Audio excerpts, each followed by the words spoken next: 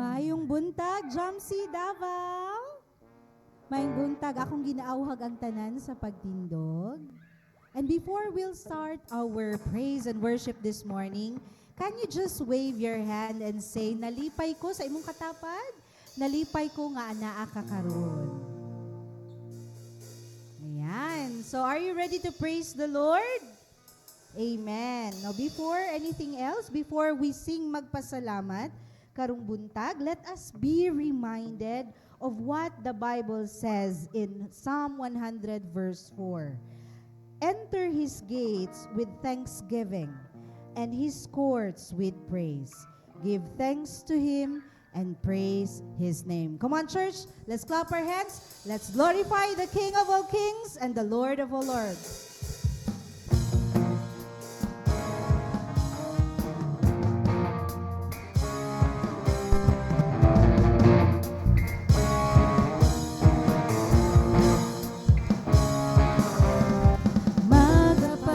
Salamat kami kanimo, Ginoong Jesucristo, pagkamaayo mo. Ianhi kaning kalibutan, arot na kung may kaluwasan, angayan kang mapasidunggan. Dilig yun kabayran, ang kaayo mo, dili kang itugnan ang kaanya mo. Ginoong Diyos labing gamhanan, labaw ka sa tanan, angayan kang pasalamatan. Dawata mo mga patay, ibon sa mahungot na insenso. Makailaba liha sa imong trono, umahimaya ka, umahimaya ka, umahimaya ka sa pagsimba. Let's sing it one more time.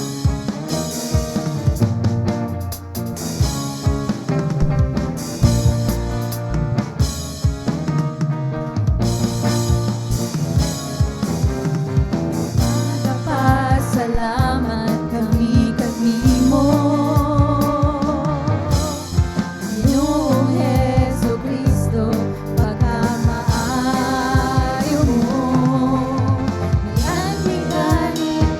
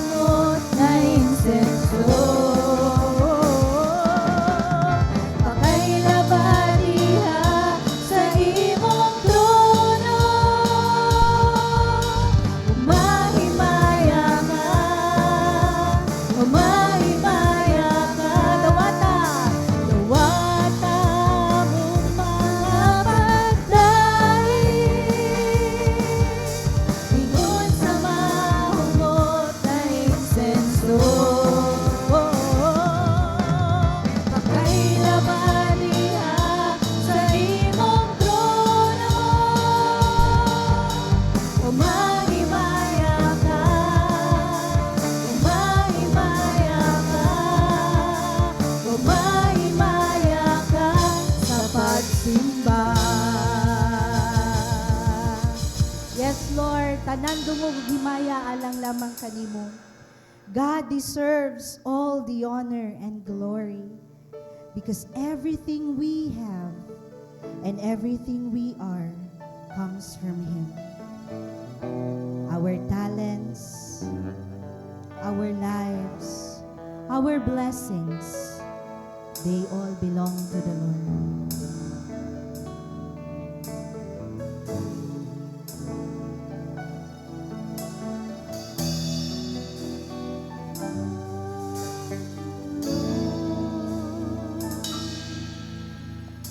Ugog himaya sa langit ug sa yuta, ang tanan o Dios kanimo lamang.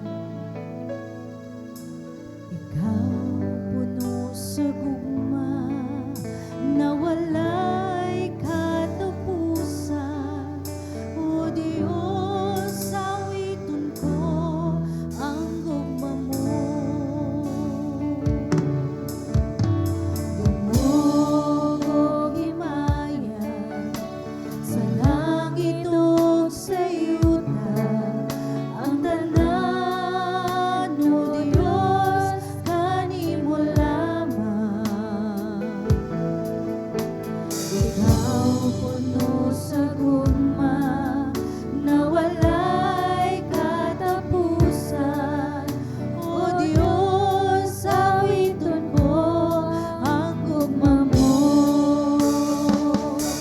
Ginoong Diyos mahigugmaon sa tanan, takos kang daygonog, simbahon ug halaran. Ang tanan kong gugma, itatugyan ko kanimo, ang kinabuhi ko, o Diyos, kanimo lamang. Dungog himaya sa langit ug sa yuta, ang tanan o Diyos kanimo lamang. Ikaw puno sa gugma na walay katapusan, o Diyos awiton ko ang gugma mo. Ginoong Diyos mahigugmaon sa tanan, takos kang daygonog, simbahon ug halaran. Ang tanan kong gugma, ginatuyan ko kanimo, ang kinabuhi ko, o Diyos, kanimo lamang. Ginoong Diyos, Come on, let's lift our voices to the Lord. sa tanan. Yes, Lord. Takos kang daygonog, simbahon ug halaran. Ang tanan kong gugma, gigatugyan ko kanimo, ang kinabuhi ko, o Diyos, kanimo lamang. Ginoong Diyos, mahigugmaon sa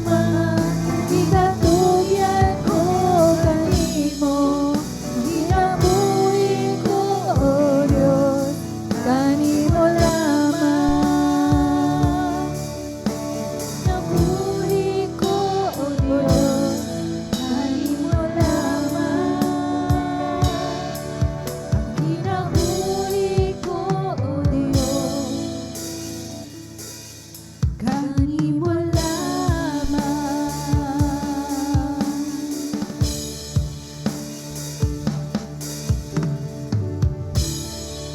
Yes, Lord, we continue to glorify your name in this place, God. We thank you, Lord, for this opportunity that we can serve you. We can honor you with our talents and even our presence as we gather in this place, God. And even as we listen to your word, oh Lord, I pray, oh God, that every word, Lord, will really penetrate into our hearts, God. Sa among mga kasing-kasing, sa among mga huna-huna, Ginoo.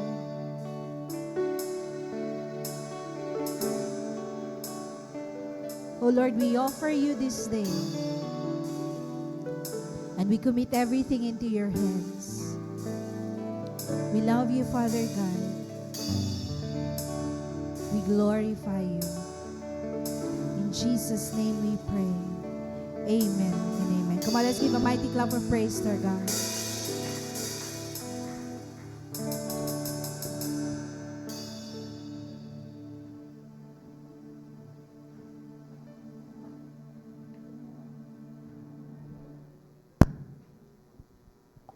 Alright, praise God. Mayong buntag, church.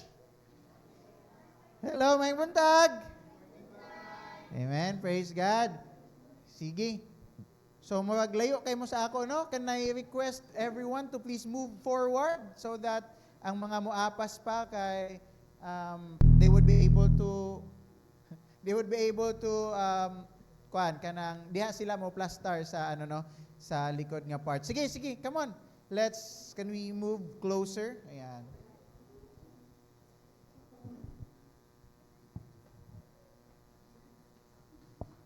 Alright.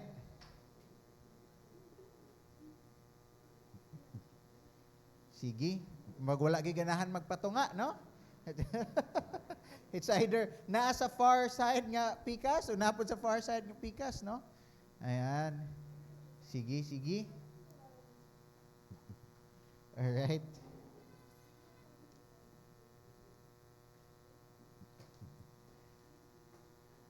Okay. Are you all ready to listen to the Word of God this morning? Amen. Before ta mag-start, can I please request everyone to please stand up?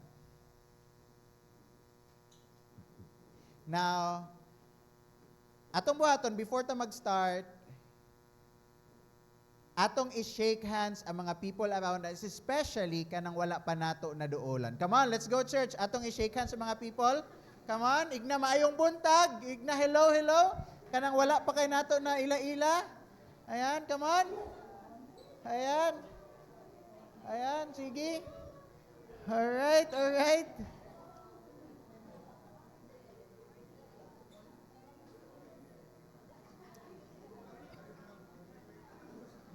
Ayan.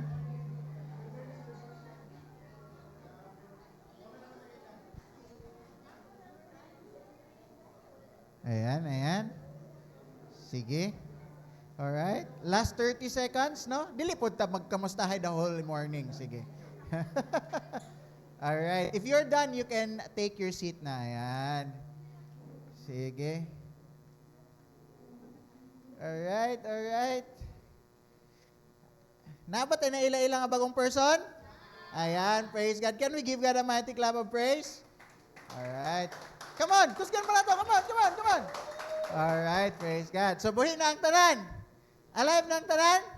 Alright, let us pray.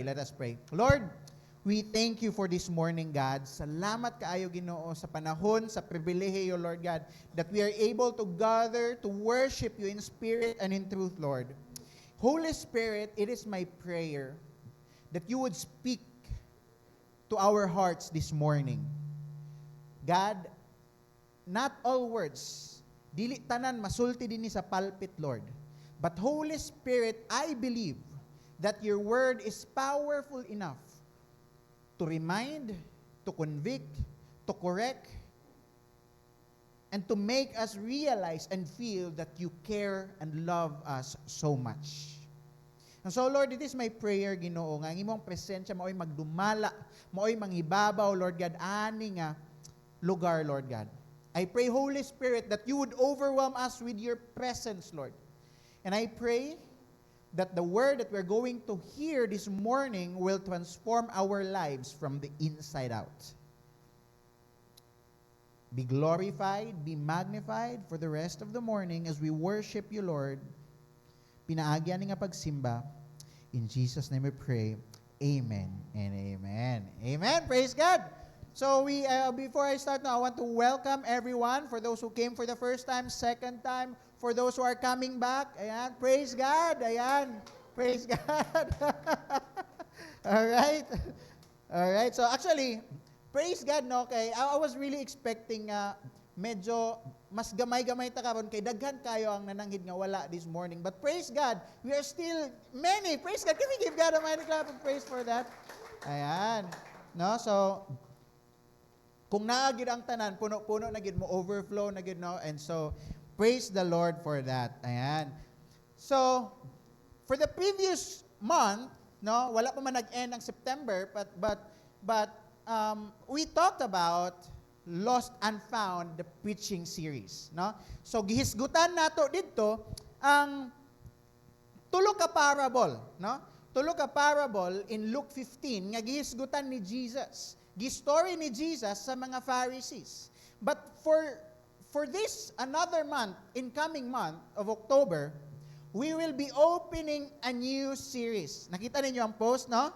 We will be opening a new series entitled Hall of Faith. Ayan.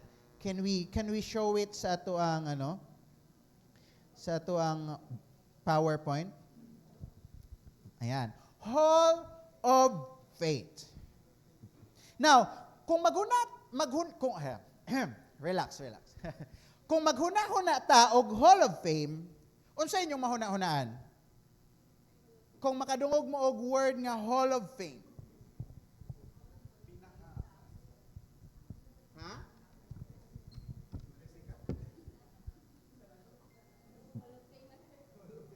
Hall of Fame, no? Usually, mahuna-hunaan nato kay we think of the best. Right? We think of the best. And I think naagali dito sa Hollywood, katubi tawang stars ba to, no? Stars of, ano to? Ha? Walk of Fame? Walk of Fame, no? Walk of Fame nga, kato na dito mga sikat nga mga Hollywood actors, no? Nga, ilado na dito sa Hollywood. And so, mauna nga, whenever we hear the word Hall of Fame, we think about the best. The best nga athletes, right? Mga, when we talk about the GOATs, no? Naagi na sila sa Hall of Fame. The celebrities. We think about great achievers nga gihalad sa history. Tama ba? Do we all agree? Hello? Am I talking to anybody? We think about the greatest achievers or the great achievers nga gihalad sa history. Pero ang Bible has its own version of Hall of Fame. Yan. Now, the Bible has its own version of a Hall of Fame. But differently, ang sa Bible is not about sports. It is not about achievements, but about faith. Kung dili sa kalibutan, gina-record nato ang mga pinakasikat nga mga athletes, mga sikat nga celebrities, mga achievers sa history, sa Bible, gina-record pod, pero ang basihan is not their achievement, not their fame, but their faith. Can you say it with me? Faith. And we can find it in Hebrews 11. Hebrews 11. And mauna nga book sa Bible and passage, to be exact, ang ginatawag nato nga Hall of Faith. Why? Because if basahon nato na ang tibuok nga chapter, no? Sa chapter 11, kay makita nato diya ang mga characters another nga tawag nga chapter is Heroes of Faith. No? Heroes of Faith nga naman because naa diha nakasulat nga chapter ang mga character sa Bible nga despite sa mga struggles, despite sa ilahang mga naagian, their faith has become very remarkable. Very remarkable ang ilahang faith. Pero unsay pinakamakatingala ani nga passage? Because the people that are listed there were not perfect people. Ang naa diha sa Heroes of Faith or sa Hall of Faith nga chapter are not perfect people. Ignay mong tapad, wala ka dadto. Perfect man mong tapad. So wala gid siya dadto. Di ba? Naguna-una pa sila nga wala ka dadto. Perfect man kun mong tapad, di ba? Now, in fact, no, ana nga chapter daghan sa ilaha ang broken, daghan sa ilaha ang flawed, daghan sa ilaha ang sinners, and all of them are ordinary people just like you and me. They are all ordinary people. Parehas ba nato? Isa sa mga characters nga naa diha is Abraham. And Abraham is sometimes a liar. Ignay mong tapad, dili na ikaw. Sige.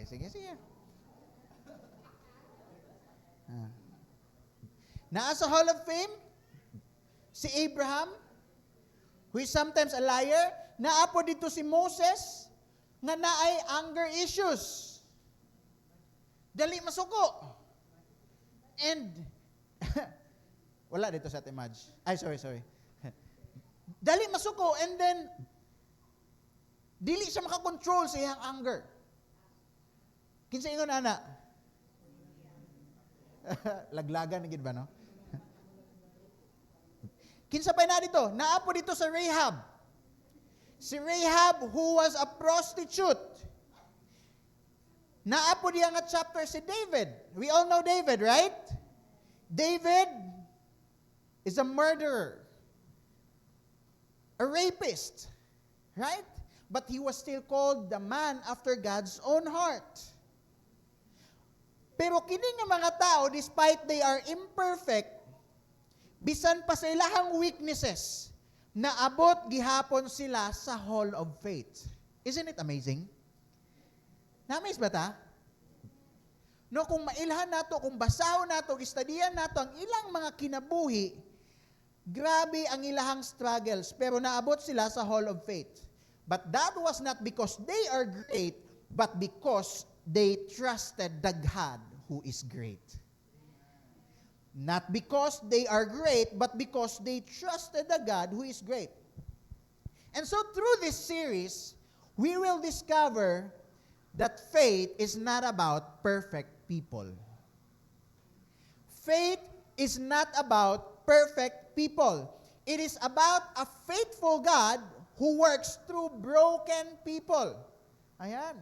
It is about a God who works through broken people who are willing to trust to Him. Am I preaching to the people nga willing mo trust sa perfect nga Lord? No? And I hope, it is my prayer, nga pinaagi nga series, we will all see that faith is not just something, dramatic miracle. Or kanabitang panalagsaon nga experience. But faith is actually about ordinary obedience. Hello? Faith is about ordinary obedience, quiet endurance, and steady trust in the middle of uncertainty. Now, kung basahon nato na nga passage, ang first nga ginganlan diha is si Cain and si Abel. Right? But dili pa nato na sila hisgutan, I will jump up sa ato ang first nga character nga atong hisgutan karon. We will talk about Abraham. Igna Abraham. Okay? And since we are talking about uncertainty, let me ask you this. Kinsa diri nakasuway na og adto sa lugar nga wala kayo'y klaro ang direksyon? Kinsa diri ang nagsigig sunod-sunod sa GPS nga gidala sila dito sa dead end? Tuwa na sa suba. Tuwa sa sapa gidala. Kinsa? Ha? Kana bitong imong gi-Google Maps pero weak pagid kayong signal, dili pagid kasueto sa lugar, ug ang imo bang makita kay katurang arrow ug ang approximate ra niya nga nga lugar nga imong adtuan, nga dalan. Do we all agree nga lisod kung walay direction? Lisod kung wala ta or dili ta sigurado sa atong adtuan. Tama? In that moment, we keep moving forward. Tama ba? Di ba? Maskin dili ta sure usahay, we keep moving forward. Gapadayon gyapon ta, maskin dili ka sure asa ka moabot, mao gali nang sa sige nimong sunod-sunod naabot kag sapa. And that is somehow a bit the same story sa kinabuhi ni Abraham. Because one day sa kinabuhi ni Abraham, giignan siya ni Lord that go to the land I will show you. Giignan siya ni Lord nga, adto sa lugar nga akong ipakita sa imuha. Walay mapa, walay address, walay klaro nga details. Just a step to go dito sa lugar nga kung asa siya gusto paadto ni Lord. And through this preaching, this is where we see that real faith, or what real faith looks like. Because faith is not about knowing all the steps. It is about trusting the one who calls us to step. Step is not about knowing all the steps, but it is about trusting the one who calls us to step. And faith is not about the absence of questions. It is the presence of obedience even when questions remain. Dili pasabot nga dagantay mga pangutana nga dili ma-reconcile, it already means absence of faith. But faith is about the presence of obedience even nga daghantay pangutana sa atong kinabuhi. So karon mao na tong isgutan. Ang journey ni Abraham in Genesis 12, 1-4, kay gikan ani nga storya, we will answer our major question, what does Abraham's journey teach us about faith? Nganong importante ni? Because Abraham was included in the hall of faith. And as we grow as a Christian, we want to become better disciples. Amen? We want to become better disciples, and we want to do what these heroes of faith did. Kaya nga naman, aside kay Jesus, of course, si Jesus gid ang atong pinakasukdanan. Siya gid ang atong pinakagi-imitate. No? But these characters in the Bible, especially kining butang sa Hall of Faith, is also another model nga pwede nato makatunan ang storya sa ilahang kinabuhi aron kita pod mismo nga gaagi the same things nga ilang ginaagian can know how to respond. Amen. What's our question again? What does Abraham's journey teach us about faith? A faith that obeys even without knowing the destination. So first, the first thing that we can learn from the faith of Abraham is that faith obeys God's call even when the details are unclear. Faith obeys God's call even when the details are unclear. Now, ingon diha sa Genesis 12:1, the Lord had said to Abram, "Go from your country, your people, and your father's household to the land I will show you." Now, para masabtan nato, no? So, kini si Abraham, he was first, iyang tinod yun nga pangalan, or first name niya was Abram. Okay? He was named Abram. And originally, kini si Abram, he lived in Ur, no? Of the Chaldeans. Dito na siya nakapuyo. If basahon ninyo mo, backtrack mo sa Genesis 11, makita nato nga diya siya nakapuyo. And kining Ur nga place, it is a place that was rich and an advanced city. Kung sa ato pa na karon, it is considered New York. Okay? It is considered New York. Now, adto nga lugar, life was secured. Life was comfortable. Ang mga gapuyo dito are wealthy people. Wealthy people. Ang culture is very rich. And that place has a very strong family ties. Now, later on that part, nibalhin ni silang Abraham dito sa Haran. Okay? Nibalhin siya dito sa Haran. And kining Haran, it is another major trading nga place. Okay? So, sikat gihapon ni, ug maayon nindot kaayo ni nga lugar. So meaning, we can see that Abraham was not actually a poor wanderer. Kwartahan ni si Abraham because dili ka basta-basta makapuyo dito sa Ur. Kinsa nakapuyo na dili New York?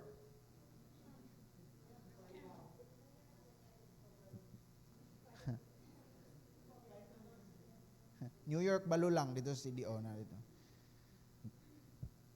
Dili ka basta-basta makapuyo. No? So, it means that Abraham was actually a wealthy person. Dagan siya mga gipanag-iyahan.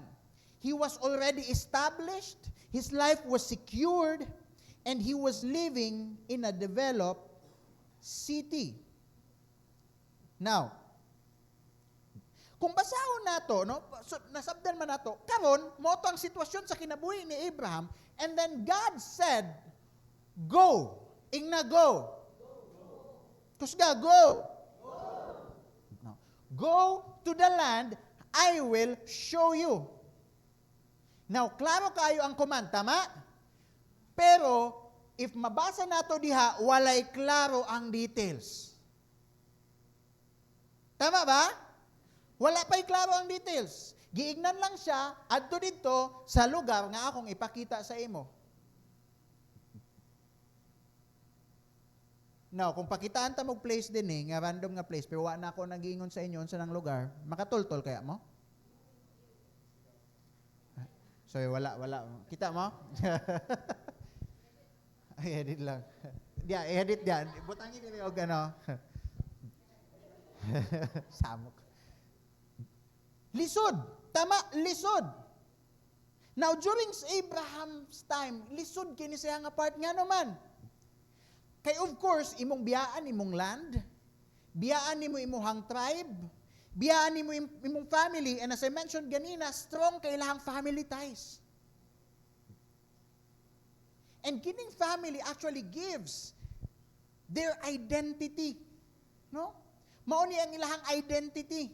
Mao ni ilang security ug ilahang protection. Mao gali to, as we were talking about the prodigal son last Sunday. When he went out of the house, unsay nahitabo siya? Pagpanglangyaw niya, katong naglaya siya. Wala, na pobre. Nahurot. Nahimong magbabahog sa baboy. Nga naman, because being under the roof of your family is actually, before, is their protection, their identity, and their security.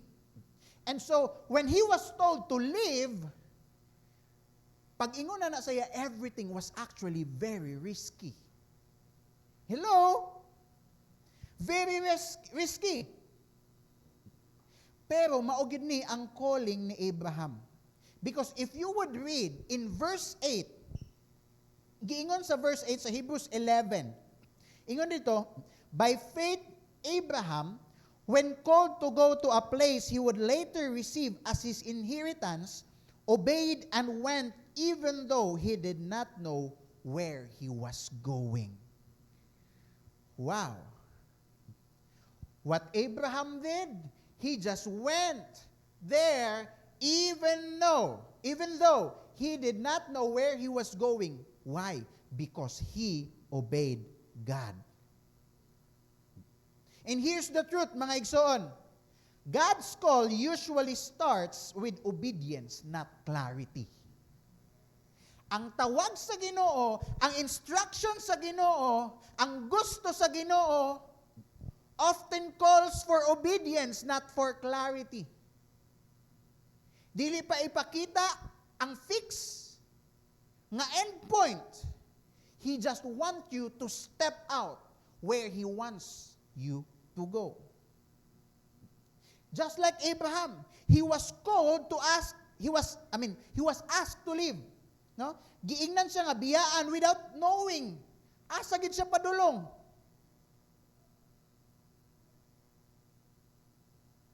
And think about this. If God has told Abraham ang tanan nga challenges nga iyahang maagian, like ang famine nga iyahang maagian, ang waiting, ang conflicts nga iyahang maagian, what do you think will he do? Basin dili siya mutuman. Tama? Basin dili siya mutuman. Pero, God only gave him enough light for the next step. We need to be, in reality, mga igsoon, obedience does not need nga mahibaw-an nato ang endpoint sa kung unsay atong gasundon nga gusto sa Ginoo. Why? Because ang mga middle, ang mga in-betweens, if kahibalo ta sa mga in-betweens ana nga journey, probably dili ta mo padayon. Do you think if the disciples were told, kato pa lang, singa na ni, just, butang nato si Peter, katong first day, nga nag-meet sila ni Jesus, tapos, giignan siya ni Jesus, come and follow me, dayon giignan din siya diretso ni Jesus, nga, kabalo ka, imong kamatyan, kailansang ka sa cross, pabaliktad. Do you think Peter would follow? Dili. Therefore, obedience is progressive, mga igsoon. Obedience is progressive. Asya sa gakabuild sa mga ginagmay, sa mga hinay-hinay, sa little obedience nga atong ginabuhat. Just like kung mag-workout ta, kung mag-adto ta sa gym, ang first day nimo ana, pag human nimo gym, the next day di nakaganahag balik sa gym. Familiar. Nga naman, sakit. Sakit, pamaol, tama, di ka halos kabakod. But, kung maskin sakit na siya, maskin galisod ka, maskin gipamaulan ka, kung hinay-hinay, padayonon nimo, eventually, it will build up muscles and mawala tong pamaol. Obedience is like that. Dili ta kinahanglan, musugod sa mga dinagkong obedience nga gusto ipabuhat ni Lord. We need to start sa mga simple and little obedience ngayang ginapabuhat every day. Am I preaching to anybody? Nasabda na to? Nga naman, because maupod niyang sa ato ang kinabuhi. Daghan sa ato ang gusto makabaludaan sa tanan. Gusto ta, tama? Nga kahibalo ta sa dalan, every step of the way, we want to be assured kung unsa ang mga proseso, unsa ang mga dapat natong agian. Kung unsa nga course, kung unsa nga trabaho, ganahan ta makasigurado, kung asa ta mo puyo, kung kinsa atong mapares. But you know what? God rarely gives us the whole picture. Tama, kinsa din ang kabalo na siyang future. Ako lang? Ako ang patas kamot.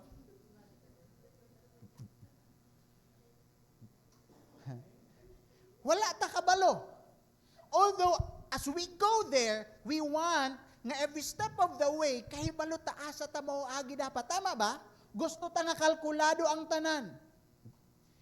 Pero, as we can see, Ang call lang ni Lord, just like Abraham, is to follow Him today. Igna imong tapad, follow Him today. Mao nang gusto ni Lord. Nga step by step, day by day, we follow Him. Because if you cannot follow Him today, if you cannot follow Him with little things, do not expect nga maka-obey ka sa mga dinagko nga butang. All God wants is that to trust Him, that we trust Him, that we entrust to Him our next step. For example, sa mga students, dili nimo makita ang tanan nimong future. Tama?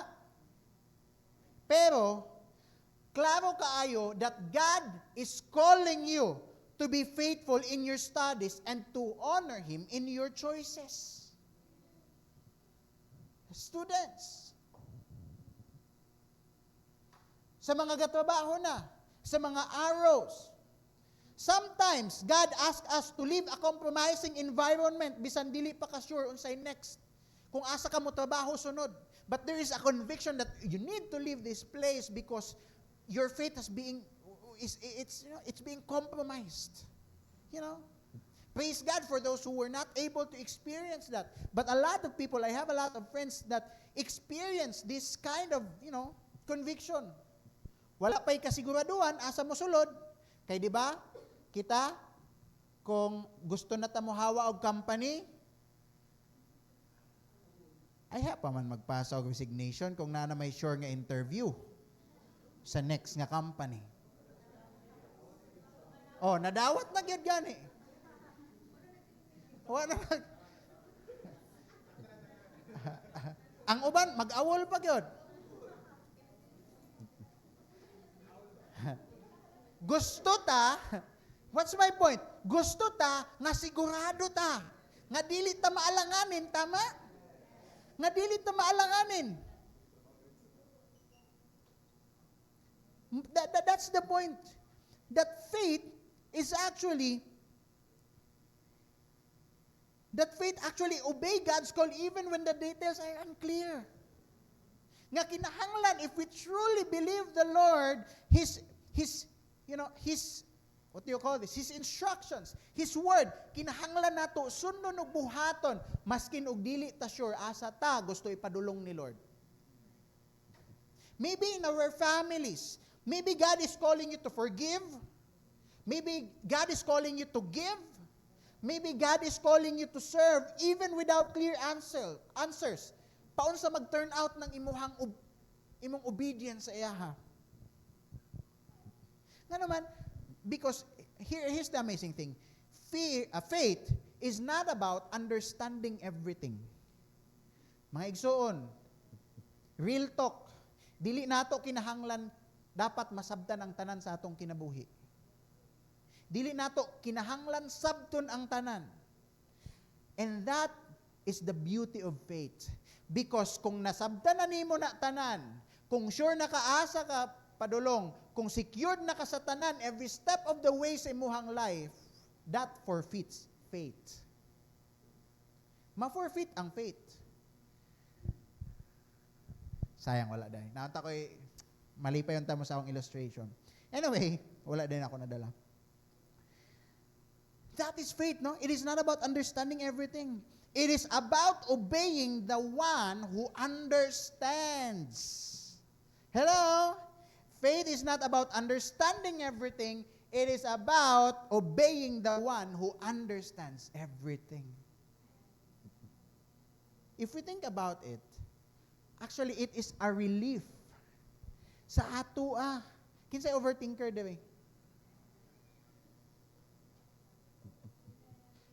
Nganong ga-overthink ta? Sige, oral. Nganong ga-overthink ta? I want to hear you. Nganong ga-overthink ta? Unsay reason sa atong gina-overthink? Ha? We want control. Isa pa? Hindi gusto mabagsak. Ha? Uncertain. We fear. We fear what is ahead of us. We fear what other people are thinking. We fear that we don't have control over things. We are anxious. Okay, naay mga uban mga butang reality, public service announcement, we don't have control over everything. We don't have control over what other people will think. We don't have control over what other people will say. But we have control over ourselves on how we are going to respond and put our faith in the Lord even if we don't understand everything. In Proverbs 3:5-6, a powerful reminder to trust in the Lord with all your heart and lean not on your own understanding. In all your ways, submit to Him, and He will make your path straight. Powerful reminder. So what does it mean for us, church? Dapat dili nato i-delay ang obedience. Hangtod klaro na ang tanan. Dili ta dapat o dili pwede nga maghulata nga klaro na ang tanan, ay ta mo follow kay Lord. Because again, delayed obedience is still disobedience. Delayed obedience is still disobedience. If God is calling you today to give, if God is calling you today to forgive, forgive. If God is calling you today to give, give. If God says you need to serve, serve. If God says you need to share the gospel sa imuhang tapad sa jeep, then share. That's obedience. Because the moment that we delay obedience, it is still disobedience. Now, like Abraham, we are called to trust God's voice more than our need for details. Kinahanglan, masaligan nato ang pulong, ang tingog sa Ginoo kaysa sa ato ang kagustuhan nga makahibalo sa mga detalye sa atong kinabuhi. Now, question. Unsa man ang giingon sa Ginoo nga kinahanglan nimo sundon karon? I believe that the Holy Spirit,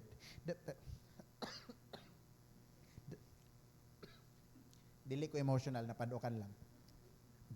I believe that the Lord is already convicting you of something. And if whatever is in your heart right now, do not delay. Ingnay mong tapad, do not delay. Maybe the Lord is calling us to serve. Maybe the Lord is calling us to release our bitterness. Maybe the Lord is calling us to trust Him in our next season sa kinabuhi. God doesn't want you, or God doesn't ask you to know all the answers. He only wants, or He only asks us to obey the first step. And the first step is to obey, even if it is uncertain. Even if the details are unclear. Second, what does the faith of Abraham teach us? It teaches us that faith moves forward despite uncertainty and delay.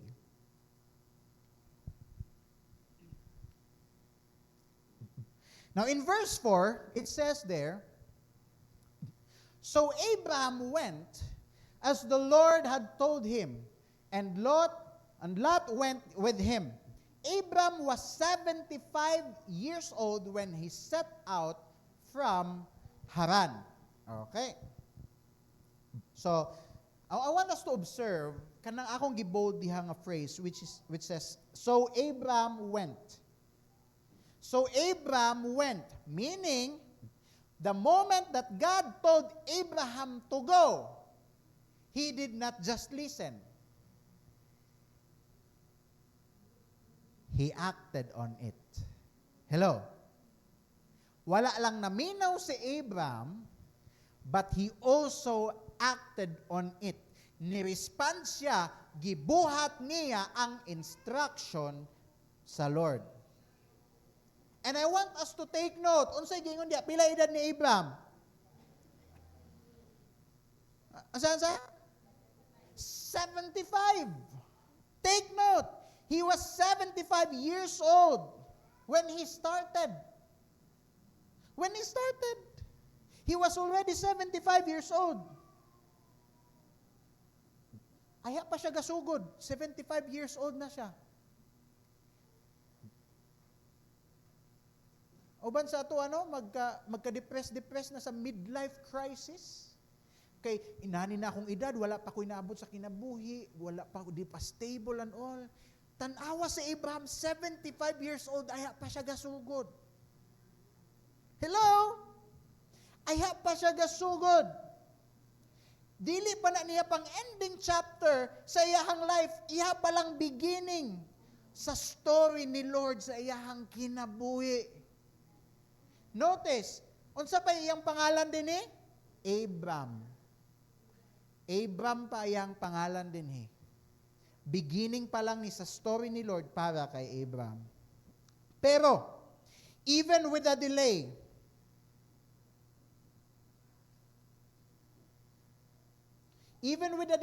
kay of course, wala man dayon niya nakita ang promised land. Wala man dayon siya descendants diretso. Pero, ang gibuhat ni Abraham, he still went. Ni adto gihapon siya. Which tells us that faith is not just about us saying, I believe. Kinsa dili mo ingon, gatoo sila. Kinsa dili gatoo kay Lord. Kinsa dili gatoo nga ang pulong sa Ginoo powerful. Kinsa dili ang gatoo nga ang pulong sa Ginoo kinahanglan tumanon. Amen. We all know that. We all want to, we can just, confidently say that we believe. Pero, faith is not just saying, I believe, but it is about moving when God says go. It is about doing what God says in His Word. Kinsa din niya mo agree nga mas dali mo ingon nga gatoo ka Ginoo pero lisod buhaton ang iyang ginasulti. Kumbinsido ba ta nga ang Bible pulong sa Ginoo? Amen. Kumbinsido ba ta nga ang ginasulti sa pulong sa Ginoo is tinuod? Now I want to tell you something. Since we all believe that God's word is true, I want you to follow this, love your enemy. Ayun sa lingi mong tapad, grabe sa gay.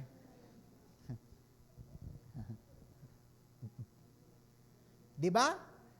What's my point? We believe, pero, we even listen. Paminahon man nato. Pero ang pangutana, ginabuhat ba nato? Pangutana imong tapad, gibuhat ba nimo?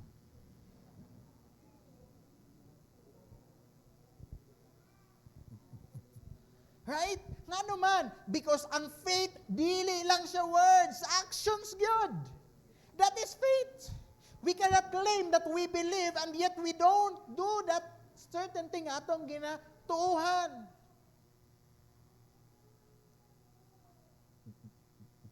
We can say that we believe that the Word of God, that the gospel can transform people, and yet we don't share the gospel. Mao galit ingon si Paul, for I am convinced of the gospel. Nganong ginabuhat even to the point nga pambatuon pa man siya. Grabe ang kalisod nga yang ginaagian. Ngano? Because he believed, therefore, walay makapugong sa iyahang conviction to share the gospel. What's the reason? Because he believed. That's faith. That's faith, dili lang siya words. But it is really action. You know what? Si Abraham, pwede ba siya magpabilin sa Haran? Nga naman, kay stable siya. Plaster na siya dito. Pwede siya magpabilin dito and then moingon siya, I believe in God, but I will stay here. Do you agree? Pwede siya moingon, tuman ko sa imo, Lord, pero dili ako. Nga naman, tuman ko diha. Pero, you know what's amazing? Ang tinuod nga faith, kay nakita when Abraham packed his bag and stepped forward. Maskin wala na nitubag si Lord nga, yes, Lord. Wala, di ba? Kawantay mo sa passage. If you will read the passage, you would not see nga ni-respond si Abraham og sige, Lord. He did not even ask a question. Ahaman ko moagi, Lord, sa wala sa tuo. Not even a question. Not even a respond nga, okay, Lord, unsa ba yung ginabuhat? He just do what God says. Why? Because more than him saying, I believe in you, Lord, iyang ginabuhat. Iyang ginabuhat. Amen? Ginabuhat dayon ni Abraham. And mauna ang essence of faith. Because faith is a forward motion. Meaning, it's really doing. It's walking forward. Even if we feel in life that we are stuck. Maskin bitaw, kana bitang maabot sa punto sa atong kinabuhi nga feeling nato, Lord, naa manggihapon ko ani nga struggle? Lord, mao ba manggihapon niya mga gakahitabo sa akong life? Pila na mako katuig nga Kristohanon, Lord? But you know what? How faith responds during that moment sa kinabuhi sa isa ka tao? Ang kana nga tao dili mo give up mo padayon og paduol sa Ginoo. Even if ga-struggle na siya, gabalik-balik yang sala, gabalik-balik yang struggle, but that person, you would know his faith. Why? Kay maskin og ang uban, lain ang pagtanaw sa iya, pero mupadayon na nga tao because of faith. Because of faith. Ngano mao lagi nato no? We really want sa atong kinabuhi nga maghulat gyud ta nga klaro na ang tanan ay hata mulihok. Pero sometimes God says, move first, then I will show you next. Now let me tell you something. Many Filipinos go abroad bisan wala pa kayo'y klaro. Tama? Do you think na ang mga OFWs, ang mga gaadto dito, ga-abroad, sigurado silang future dito? Do you think na sigurado sila nga ang ilahang amo would treat them nice? Nga makatrabaho sila dayon dito? No! Dili sila sigurado. It is risky. Tama? Pero nga nung gamog gyapon sila, gadto gyapon sila. Because they believe that it will secure their family. Tama? Kabalo sila sa risk sa pag-adto. Kabalo sila nga, dili sure kung buutan nila ang amo. A lot of dagan ba mga OFWs, di ba nga, gipang abuso dito, to the point even gipang patay. Because the moment that they decided to go out of the country, they don't know what will happen to them. Pero nganong nagpabilin sila maskin unsure, maskin uncertain? Because they believe that it will secure the future of their family. They will sacrifice. Now, if they can do that, if we can trust sa mga kontrata, sa mga agencies, unsa pa kaha kung ang muhatag sa promise si Lord na mismo? Ngano makaadto sila? Of course, na-contract. Na-agency nga mo tabang sa ilaha. Di ba? If not all, pero most, no? Nga ga-abroad, nga OFW, gaagi gid nag-agency. Kaya nga naman, mas plastar, mas secured ilahang ano dito. Tama? So if people can trust agencies, mga kontrata, why can't we trust the promises of God in our lives?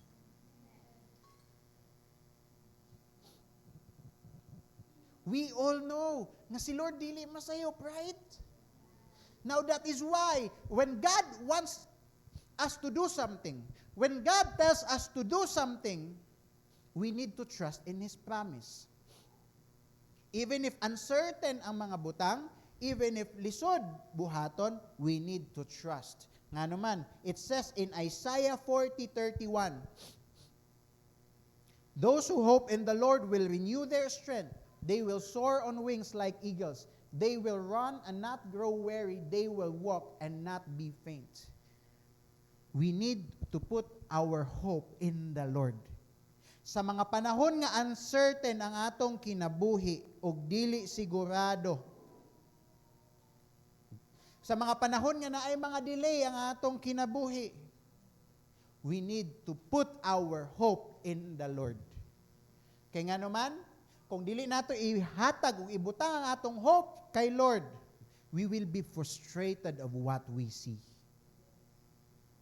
We will see nga ang uban sa atong mga batch, ang uban nga mga silingan nato, plastar na ang kinabuhi, asinsado na, and yet we are still here. Galisod gyapon sa kinabuhi. Unsay effect ana sa ato? We will be discouraged. Pero kung ang atong saligan dili mao ang atong kakakita, kung ang atong saligan mismo ang promises ni Lord, the Word of God promises that if we put our hope in the Lord, day by day, it will renew our strength. That even, they will soar on wings like eagles. They will run and not grow weary. They will walk and not be faint. We will not be discouraged. We will not give up. Why? Because we know nga ang atong gihatagan sa atong hope is the Lord, whose promises will never fail. So that's why even si Abraham, 75 years old, even if lisod o risky ang iyang pagbiya sa lugar sa Haran, he still did it anyway. Why? Because faith moves forward despite uncertainty and delay. That's why mga igsoon, let's keep moving forward. Even if naay mga uncertainty, even if naay mga delay sa atong kinabuhi.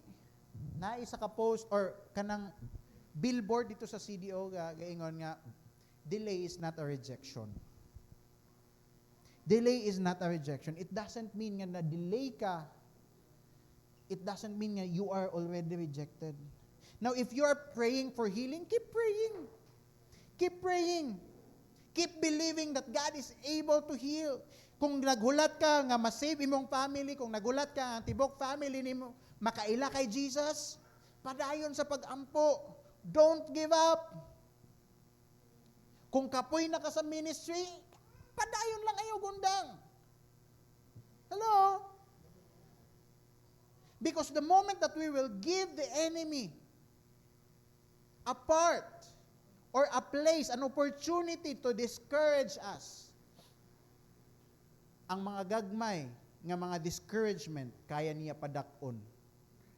Mananggingon sa kanta sa Brown Man Revival, maliit na butas lumalaki, konting gusot dumarami. You know what? The enemy has, the ability to exaggerate things, to discourage, to destroy us. That's why even sa mga uncertainties, keep trusting the Lord. Kaya ang faith, it is not about the speed, it is about stepping toward God.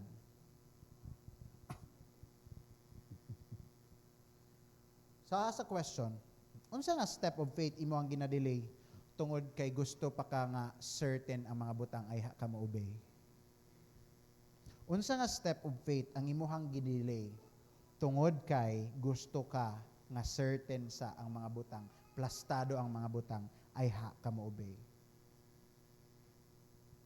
Remember, don't wait for perfect conditions. Do not wait for perfect conditions. Move when God calls you. And lastly, what does the faith of Abraham teaches? What does it teach us? It teaches us that faith trusts God's promise more than its own understanding. Faith trusts God's promise more than its own understanding. It says in verses 2 to 3, di ba, gipato si Abraham, gipalakaw siya. And then in verses 2 to 3, ingon diya, I will make you into a great nation, and I will bless you. I will make your name great, and you will be a blessing. I will bless those who bless you, and whoever curses you, I will curse. And all people on earth will be blessed through you. Now, I want us to notice the repetition. Pila ka I will ang giingon diha?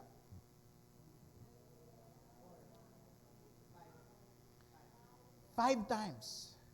5 times ang repetition, gibalik-balik ang I will. Which tells us that it is not actually about Abraham's power, but it is about God's promises. Balikan nato tong verse 1. Unsa ingon ka ganina sa verse 1? Unsa ingon ka ganina sa verse 1? Pagsugod ni Lord og tawag kay Abraham, niingon wa si Lord to Abraham, go from your country, your people, and your father's household to the land I will show you. And then pagsulti niya kay Abraham, gisumpayan ni Lord. Unsay sumpay ni Lord? Adto dito sa lugar nga ipakita sa imo, then iyang gisumpay, and I will make you into a great nation.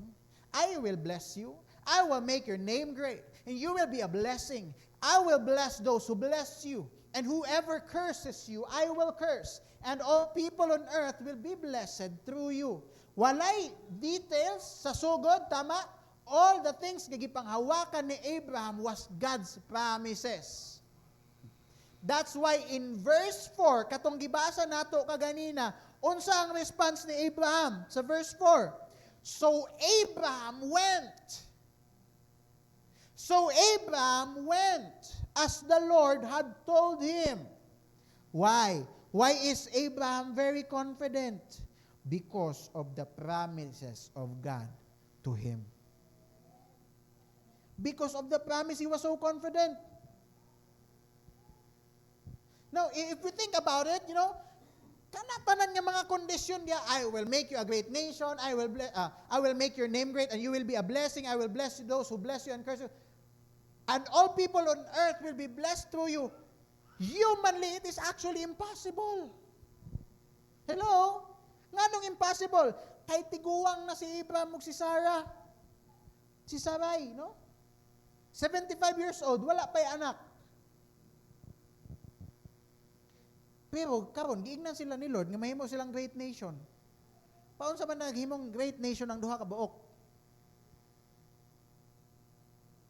But you know what's amazing?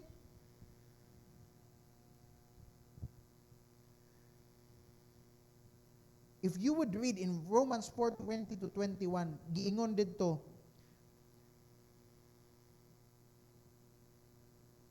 Abraham was fully persuaded that God had power to do what he had promised. Pangutana, are we confident? Confident ba ka nga kaya buhaton ni Lord kung unsay mga saad niya kanimo? Confident ba ka that even if what you see right now, grabe ka, lisod ang sitwasyon sa imong kinabuhi, wala tuo nga problema, naapay likod o atubangan, no? And yet God still promises that He wants the best for our life, that the future that He had prepared for us is something nga para sa atong ikaayo. Pero ang nakakita nato karon dili maayo. Do you still believe God?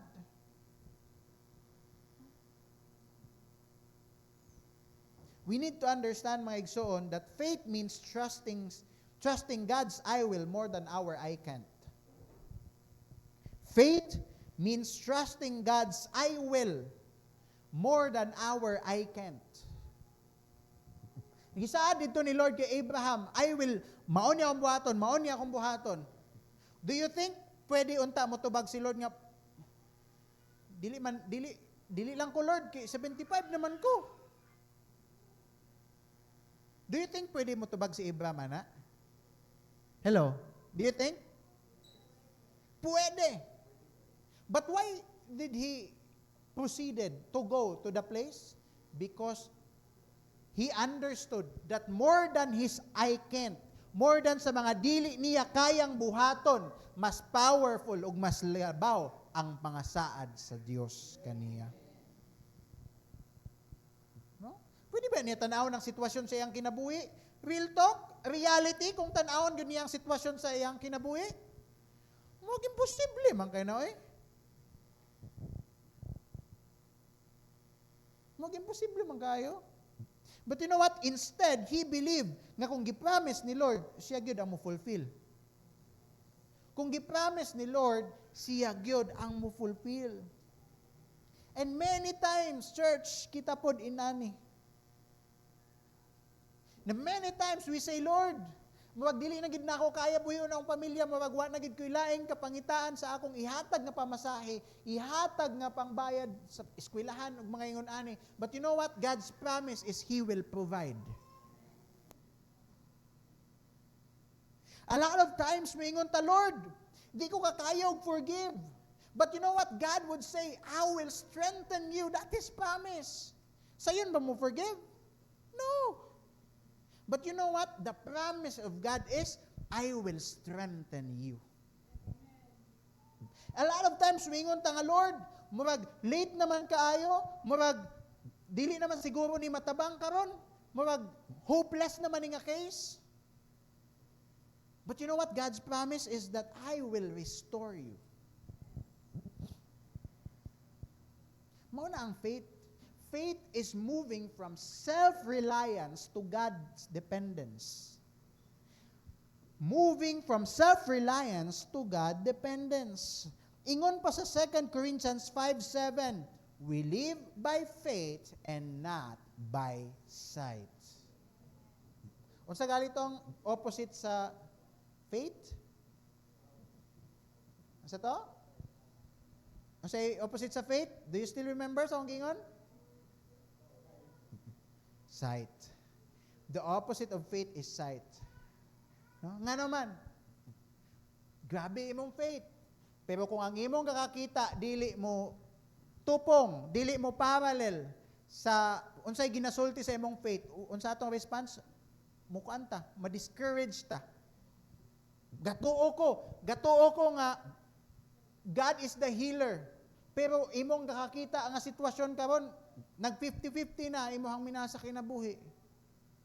It is opposite sa faith. Tama? That's why ingon si Lord, live by faith and not by sight. Dili ta dapat nga kanabitang mag-settle lang kung unsa atong kakakita, because more than that, there is God who is so powerful. Mao na mga igsuon, a reminder for all of us, if we truly believe and if we truly want to live by faith and not by sight, it only means that our confidence should not be in our plans, that our confidence should not be in our budgets, that our confidence should not be in our capacity, that our confidence should be in God's promises.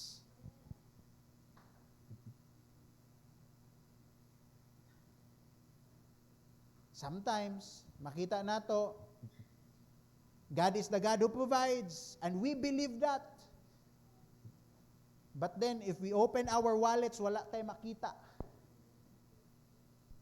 But God still is powerful to fulfill His promises.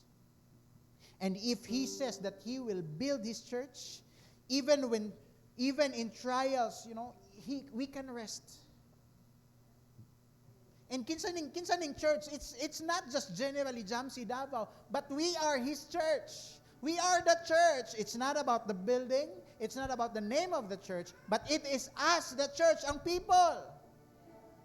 And if He says that He will build this church, maskin pagdaghan nga mga katalagman mo abot sa atong kinabuhi, we can rest easy. We can rest even in trials. Why? Because He already promises that He will build His church. He will build His church. And whatever God has spoken will never fail. Whatever God has said will never fail. If He says that He will never forsake us, even if we feel lonely, even in loneliness, even if ang naka-feel nato, no, is different, the feeling nato, gisalikway nato sa tanan. But if God says that He will never forsake us, we can be assured that we can hold on to our relationship to God. Nga dili ta niya pasagdan, nga dili ta niya biyaan, ug dili ta niya talikdan. Now the question is, unsa nga promise ni Lord imong kinahanglan tuuhan today? Maybe we need to be reminded of the promises of God in our lives. Kay siguro ang mga sunod-sunod nga kakahitabo sa atong kinabuhi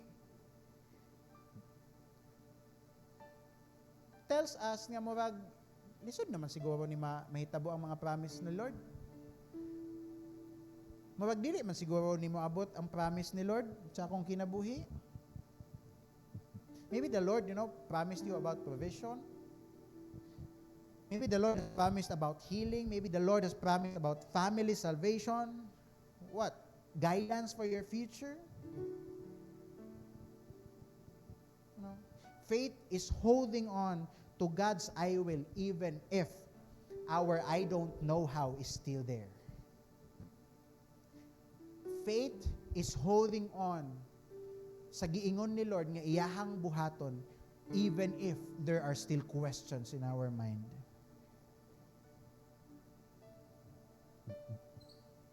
And so, as I end, what does Abraham's journey teaches us about faith? It teaches us that faith obeys God's call even when the details are unclear. It tells us that faith moves forward despite uncertainty and delay. And it tells us that faith trusts God's promises more than its own understanding. You know what? I want us to understand that Abraham's story is not about a perfect man. Kabalo taon sa ang alias ni Abraham? Kung si David gitawag nga God after man after God's own heart, you know what's the alias ni Abraham? He was called the father of faith. He was called the father of faith. You know what? The father of faith is not a perfect man. But this story, the life of Abraham, is about a faithful God that despite sa iyang mga kakulangon sa kinabuhi, all he did is to obey the Lord. All he did is to trust the promises of God. All he did is to move forward even if there is uncertainty and delay. He did not need to become perfect. He only needed to trust and do what God wants. And that, my friends,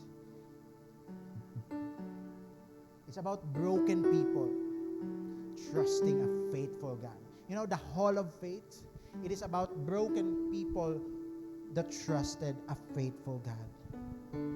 And the amazing thing about that today is that the same faithful God is calling us today. The God whom they trusted, the God whom Abraham trusted, is still the God that is calling us today. The God that is calling us to step, even if there is uncertainty, even if the details are unclear, to step forward and trust the promises of God than our own understanding. Siya gyapon to nga Lord, siya gyapon to nga Diyos. Ang atong Diyos nga ginaalagaran is mao gyapon ang Diyos ni Abraham. Church, when you don't know the destination, trust the one who is your direction. When you don't know your destination, trust the one who is your direction. Ang pangutana na lang karon, who is giving you your direction? Because if God is the one giving you your direction, you can trust Him that He will lead you to the life that He has prepared for you. And so as we end, everyone, dili enough that we will just listen to the story of Abraham. We need to respond with our own faith. We need to respond with our own faith. Maybe some of us here today, God is calling you to obey even without details. Maybe God is, to move forward, maskin og delayed na, maskin og dugay na. And even maybe some of us here, God is calling to trust Him even when it is impossible. Now, as a response to the Lord, to the Word of God, let's lift our voices in surrender. Can we do that, church? As a response to God's Word, let's lift up our voice in surrender, in worship before the Lord, giving all the glory back to the one who is worthy. Can we do that? Can I request all of us to please stand up?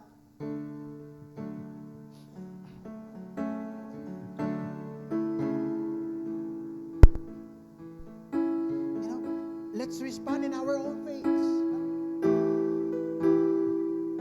Tama man to, enough man to, nga naminaw tayo about Abraham. But this time, let's respond. And this time as we sing, let's sing it with all our hearts. Surrendering our worship kay Lord. Trusting that even sa mga uncertainties, that even if we are being called to something that is called unknown, there is a God whom His promises we can trust.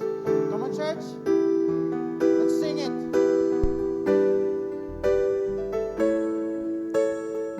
Dumugog himaya Can we sing it?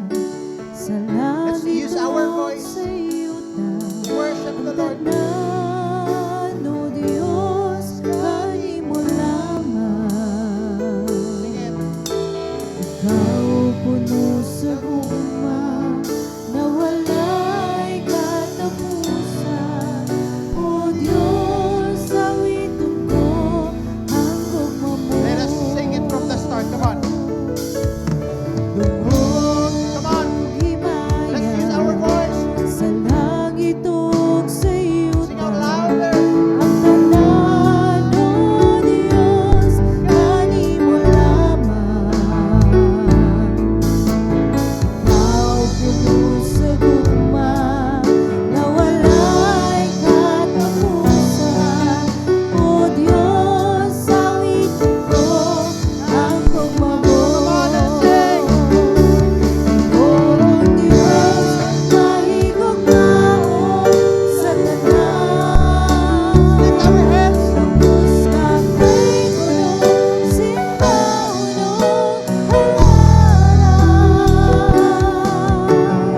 ang tanan kong gugma, ginatugyan ko kanimo, at kinabuhi ko, O Diyos, kanimo lamang. O Diyos, Let's lift our hands before the Lord. tapos kapay ko nung simbahon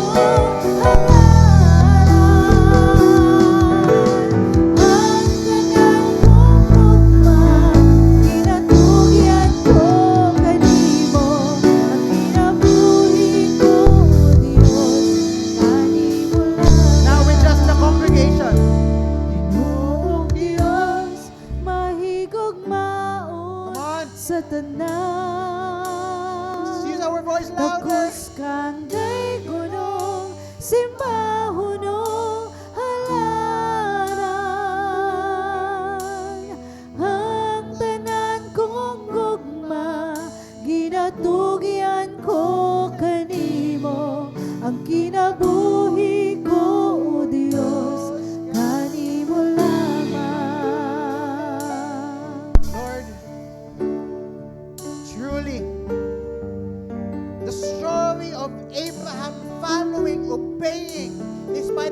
uncertainties, despite the unclear details, oh God, Lord, He only held on to your promises, God. It reminded us today, Lord, that indeed your word is true. That faith, Lord, is not dependent on us, but it is dependent on you. Na dapat ang among pagtuo o pagsalig wala sa unsa ang among makita, dili sa kung unsay sitwasyon sa among kinabuhi, kundili kini dapat mabutang sa kung unsay gisulti sa Dios ni Abraham. Lord, thank you for reminding us today that even if we are broken people, that we are sinners, that even if we have a lot of struggles and problems, trials nga ginaagyan, we can still choose to obey. We can still choose to put our faith on you, because the one nga among kahatagan sa among paglaom o pagsalig is a God na dili ginatalikdan kung unsa ang iyang gisan o gisulti diya sa iyang pulong. Salamat, Lord. Indeed, we give you all the glory, all adorations, all praises, God, because you alone deserves it. Salamat, Lord. In Jesus' name we pray. Amen and amen. We now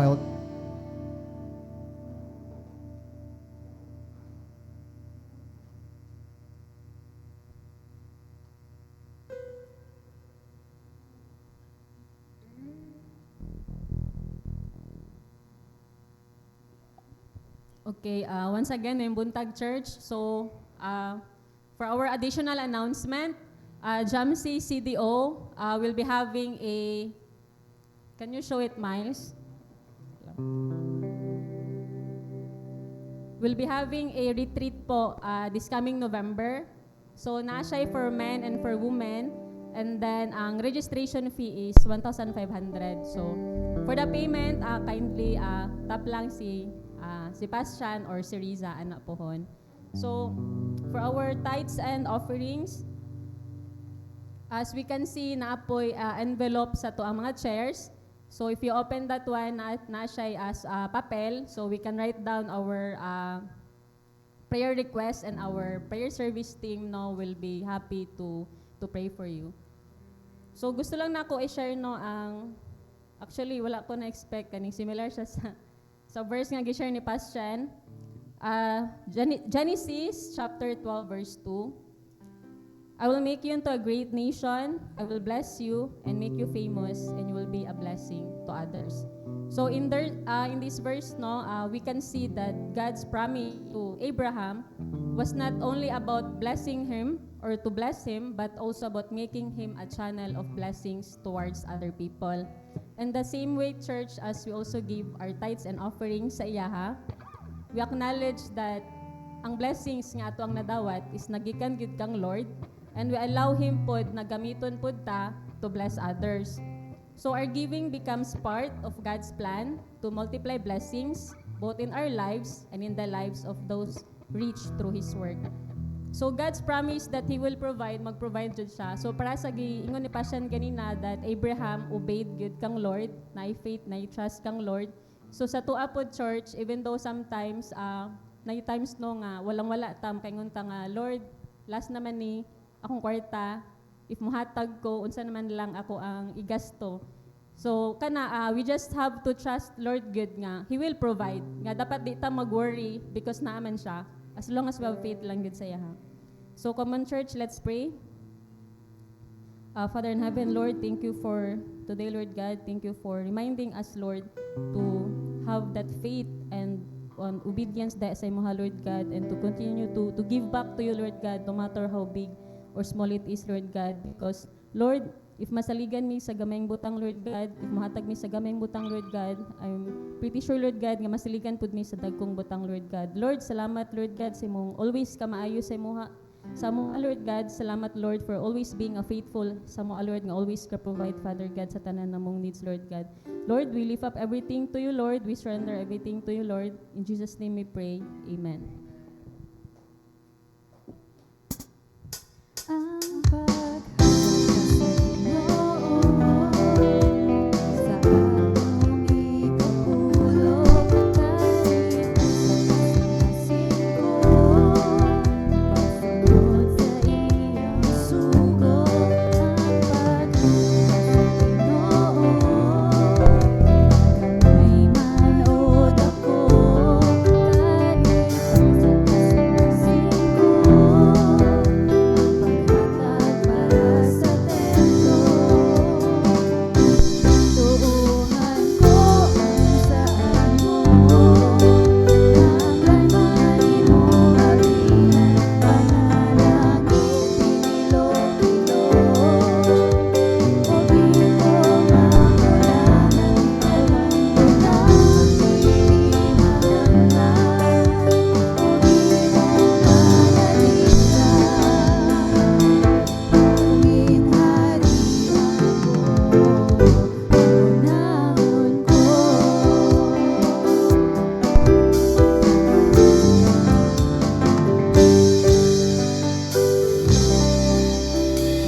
Alright, praise God. Can we all stand up as we close our worship service this morning? Alright. Let's pray. Lord, we thank you, Lord God, for the revelation, for the word that you have used today to remind your people. We believe that your word is powerful enough, Lord God, to transform our life kung amo ning buhaton o gi-apply sa among mga kinabuhi. It is my prayer, Lord, that we will carry it every day among mga nadunggan karon sa among mga hunahuna ug kasing-kasing, Lord God. That even if na mga panahon sa among kinabuhi, Lord, nga magduha-duha mi, but we will respond, Lord God, with a faith just like Abraham. The kind of faith that Abraham has, Lord God. As we go home, Lord, today, I pray that you would keep us safe. Yatod sa mga panimalay safe and sound. For those who are not here and just watching online, God, I pray that you would bless them in the mighty name of Jesus. I pray, O Father God, Lord, for those who are not able to come here, mga nagbiyahe, O God, Lord, protect them, keep them safe in the mighty name of Jesus. Allow them, Lord God, nga ma-protectionan, Lord God, sa matag adlaw, Lord God, nga ilang paglakaw. Even for those people that are here, Lord God. And even for those who are sick, God, I pray that you would heal them in the mighty name of Jesus. You are our Jehovah Rapha. You are the God who heals, Lord. And so we are confident that you are able to heal all kinds of sickness, God, because the God that we worship is a powerful God and a healing God, a God who heals. And even for those people that are not okay emotionally, struggling emotionally, Lord God, struggling even mentally, Lord, I pray that they would encounter your love and your grace, O Lord. I pray even that you would use your church to encourage these people, that these people will encounter you in their lives, Lord God. Salamat Ginoo sa tanang butang nga ikaw kanunay ug padayon nga ginabuhat sa among mga kinabuhi, Lord God. And we lift up everything to you, Lord God, the prayers that were uttered, and even for those unuttered prayers, Lord, we know and we are confident that you know all things about us, Lord God. In this church, salamat kaayo Ginoo sa tanang mga ginapangbuhat nimo ani nga simbahan, for all the testings, Lord God, for all the trials. We know and we are confident that you are the owner of this church, Lord. You are the foundation of this church. And for all the victories, Lord God, that you are allowing this church to experience, all the Bible studies that are being opened, all the opportunities, Lord God, that we are able to share the gospel, all the people that are being added to this church, oh God, Lord, you are also the one who are already orchestrating all these things, God, Lord. And we are trusting that this church, your church, will powerfully break through, Lord God, and will be filled with souls kini nga lugar, Ginoo. Salamat Ginoo, ikaw mga padayon og gamit sa imong katawhan ani nga iglesia, Lord God. Gamita kini nga simbahan, Ginoo, nga daghan pa nga mga tao ang makaila sa imong anak nga si Jesus. Nga daghan pang mga kinabuhi ang mausab, Ginoo, as they encounter your love and your grace through your people, through this church. With the blessing of the Father, the fellowship of the Son, the wisdom and guidance of the Holy Spirit, be with each and every one of us. And this church will continue to worship you in spirit and in truth, hangtod sa imong pagbalik. Salamat, Lord. In Jesus' name we pray. Amen and amen.